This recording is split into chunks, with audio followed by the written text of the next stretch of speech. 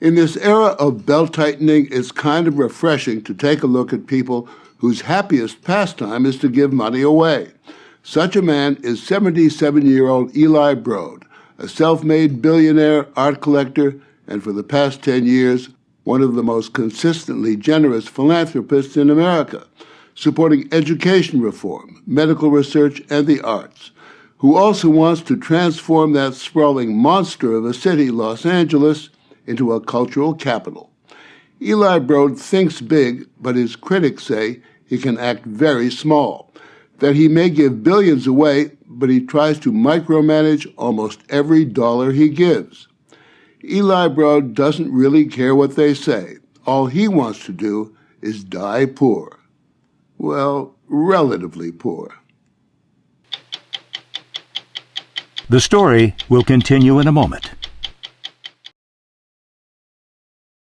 I believe in two things. One, Andrew Carnegie said, "He who dies with wealth dies in shame." And someone said, "He who gives while he lives also knows where it goes." There's no one quite so civic-minded in America. Eli Broad and his wife Edie have become paparazzi pets because of the money they lavish on Los Angeles. So far, more than $500 million. Eli, over here to the right. Who says money can't buy you love? And Eli and your lovely wife, right here, please. Behold his footprint on Los Angeles. He's a driving force behind 16 major public institutions. In the center of downtown, a cultural corridor anchored by the magnificent Disney Hall, home of the Los Angeles Philharmonic. Next to it, the home of the Los Angeles Opera, the Museum of Contemporary Art, the High School for the Performing Arts, and the School of Music. In Greater Los Angeles, 3 scientific research centers, a theater, an art center, and another contemporary art museum.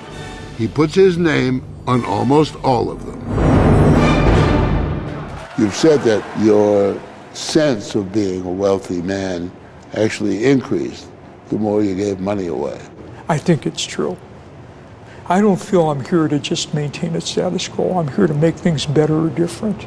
And you want the world to know about it by putting your name on all the things you do support. I don't keep it a secret, that's for sure. Broad took us to Grand Avenue. This is quite a vista, which he plans to transform into a vibrant city center rivaling New York's Museum Mile. Disney Hall, designed by Frank Gehry, almost did not get built. Broad rescued the project by putting up his own money and putting the squeeze on fellow plutocrats.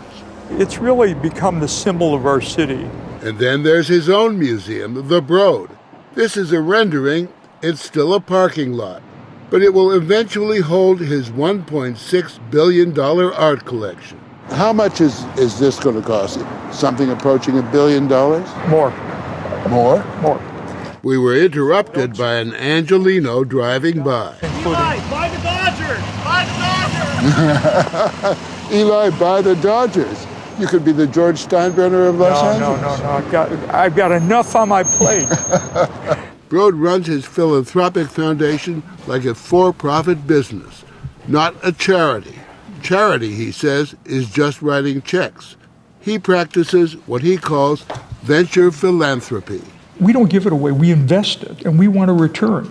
Remember, I started work as a CPA, so that gave me fiscal discipline in everything I did in business, and I guess some of it carries over to philanthropy.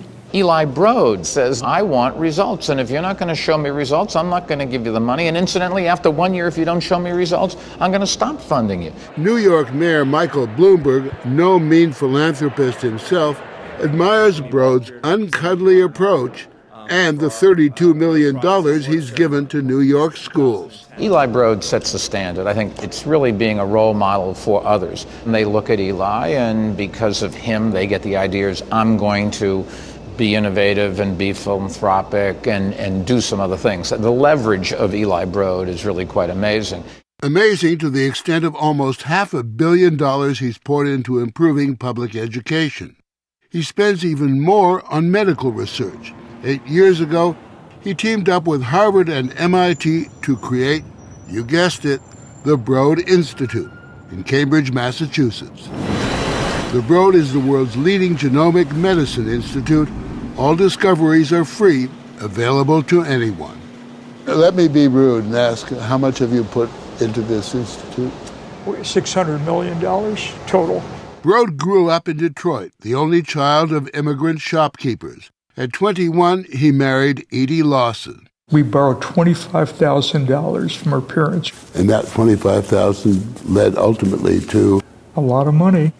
In 1957, Broad and a partner launched a no-frills home building business. He was a millionaire by 27. He bought Sun Life Insurance in 1971 and sold it in 1999 for $18 billion. And that's when he and Edie decided to give most of it away. You're giving 75% of your wealth away. Maybe more by the time it's over. Or maybe more. You have 2 children. Yes. What about them? They're well taken care of. They're different than their dad. Different how? They don't have, frankly, the ambition to build a great business that I had. You've been open about admitting that you were not a great father. Look, when I started, it was 24/7, as they say. And I didn't spend enough time with the kids when they were growing up. I admit that. Is that something you regret now? I do to some degree. We all go back and would do things over differently in our lives. Today, Broad balances his life with his passion for contemporary art, like this Richard Serra sculpture. Civilizations are not remembered by their business people or bankers or lawyers. They're remembered by the arts. He's collected over 2,000 works of art. Unlike most collectors, almost all of Broad's art is available for loan to museums. He loaned these pieces to the LA County Museum of Art and threw in a $50 million building to house them. One of his favorite artists is the irrepressible Jeff Koons. And here, a veritable cornucopia of Koonsian genius. All, of course, painted and sculpted by hired craftsmen. Koons is nothing if not worshipful of Eli Broad. You know, Morley and Eli, I just have to say, standing here, what a fantastic location. I mean, look at the natural light that's coming in on these works. It's just a tremendous gallery. And the balloon dog? What does it do to you? Do you get some kind of emotional kick? I do. It makes me smile, makes me feel good. It makes me proud. It especially makes me proud when I see young people and others looking at the work. And it introduces them to art in a way that no other work really does. And a piece that quite honestly mystifies me, Michael Jackson and a chimp, is it? Michael Jackson and Bubbles. When I made this series, the Banality series, of banality? Of images, I was trying to communicate to people that whatever you respond to, it's perfect. If you find Koons' art speak incomprehensible, well, just wait. These are to make references to be in the womb a little bit, before birth and prior to any kind of concept of death. Do you totally get what he's talking about? Not to the extent that Jeff does, but I do listen, understand, and learn from artists, especially Jeff. But not all artists are as respectful as Jeff Koons. Take architect Frank Gehry. Eli's a control freak. I worked on a house for him. I didn't want to do it. Why didn't you want to do it? I just told him I didn't like him. He said, "You'll learn to like me." Broad fired Gehry, then built the house anyway, using Gary's drawings. After 2 years and 7 different models, I was impatient. I think he wanted to spend another year or 2 designing it. And I said, Frank, a work of art is never finished, it's only abandoned. They worked together again 3 years later to build Disney Hall. And once again, Broad fired Gehry. But he had to eat humble pie when the Disney family insisted that he hire Gehry back. We did it. We built it. We weren't friends. You made your peace with him at the same time I won't do a project for him, that's true. Eli's middle name is Strings Attached. Eli Strings Attached Broad. Christopher Knight, the art critic for the Los Angeles Times, has been Broad watching for years. He's a first-generation, male, self-made gazillionaire. And people in that category typically believe, and with good evidence, that they know how to make something a success. And that can be a problem. With science, Broad leaves the details to the experts. But when he dangles his money and his art in front of most major museums in L.A., he sees himself as the expert. And if they don't play, he won't pay. Well, I'm a perfectionist. And on things I know something about, I do get involved. We've talked to a number of people who say that you can turn into a bully. I don't think I'm a bully, but on the other hand, I'm not a potted plant either.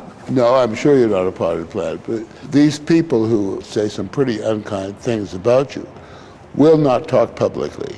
They clearly are scared of you. I don't know why they're scared of me. Well, because you're a rich guy and therefore a powerful guy, and you've got a temper. I've got strong views on things. But even your good friend Frank Gehry says Eli can be a real pain in the ass. I can understand why Frank could say that, because I am impatient, and patience has its limits. Number one, it's his money, and you don't have to take it, so I'm sympathetic with that. Eli is not a micromanager as much as he has ideas on how you can make society better, and he's devoting his own money to doing it. Kind of hard to argue with that he doesn't have the right to do it, and you don't have to play the game if you don't want to. When you've got one 800-pound gorilla in the room, you're scared to death of the guy. Everybody does want something from Eli, and since he is the biggest game in town, nobody wants to alienate him. I just appreciate you all so much. Just watch this crowd at the recent gala for the Los Angeles Museum of Contemporary Art, which Broad bailed out 2 years ago for $30 million.